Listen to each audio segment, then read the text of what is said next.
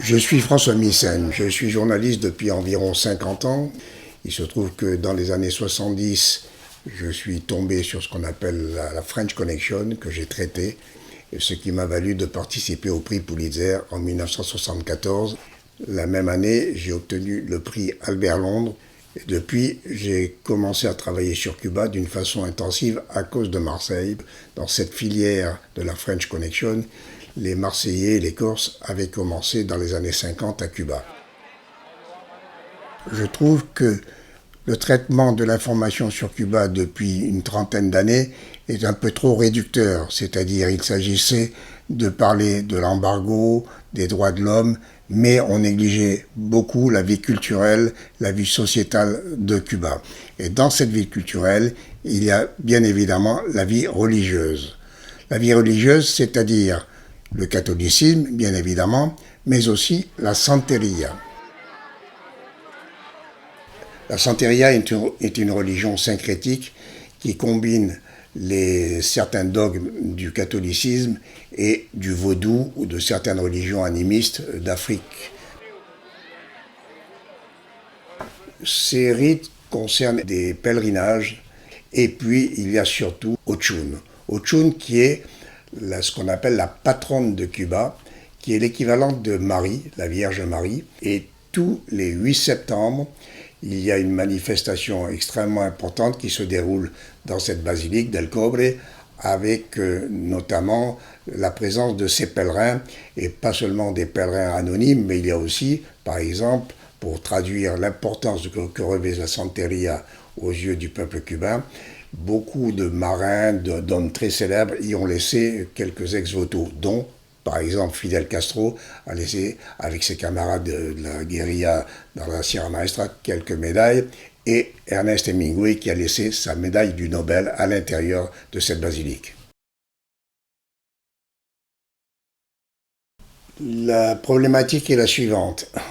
Il se trouve que j'ai tourné tout ce pèlerinage lorsque j'ai découvert qu'il y avait en France, et notamment à Marseille, de bons Marseillais qui se dédie à la santeria, notamment par exemple Janine Carta. Donc je souhaiterais l'amener avec moi à Cuba de façon à ce qu'elle me raconte comment elle s'est immergée dans cette religion et quel est finalement son but, c'est-à-dire de développer cet accrochage en quelque sorte à une religion qu'on va commencer à découvrir en Europe.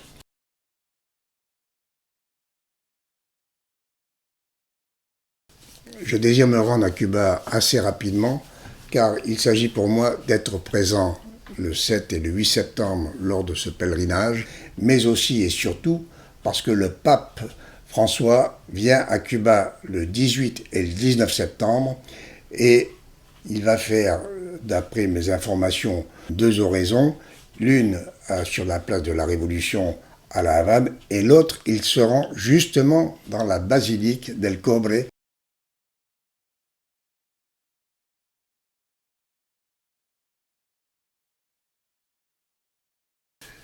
J'aurais besoin de 20 000 euros pour assumer les frais des personnes qui seront avec moi, c'est-à-dire d'une équipe de 4 personnes qui travailleront pendant une douzaine de jours à Cuba, autour de Santiago, d'El Cobre, et on devra refaire aussi tout le parcours du pèlerinage de la Caridad del Cobre. Ceci signifie qu'il nous faudra des moyens de locomotion, une voiture de location et bien entendu 4 billets d'avion de Paris à Havane. Ensuite, 4 billets d'avion pour nous rendre de La Havane à Santiago. Donc tout ceci associé aux conditions d'hébergement. Le deuxième volet de la somme qui nous sera allouée servira à la post-production.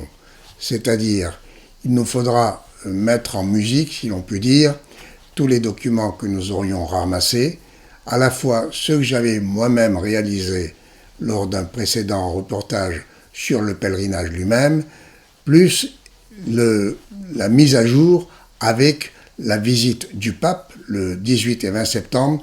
Donc ça concernera aussi toute la partie de la communication, faire savoir que ce document existe et aller toquer à toutes les portes, si vous voulez, pour le faire savoir aussi bien dans les médias classiques que dans les radios, télé, etc.